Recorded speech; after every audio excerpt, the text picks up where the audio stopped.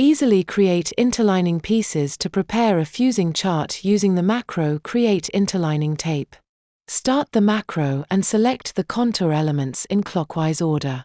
Right-click to collect and click the last element with the left mouse button. An editor appears, allowing you to customize the tape. Set the width of the tape piece.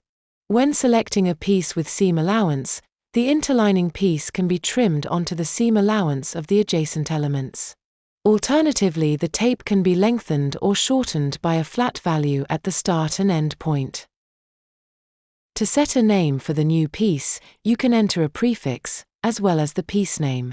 When creating multiple tape pieces consecutively, the counter will automatically increase with each new piece. Once set, confirm with OK. The tape will be created.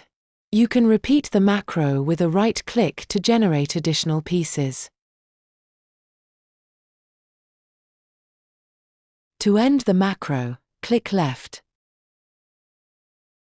Use the function hatching to assign hatching to the new pieces for better visibility.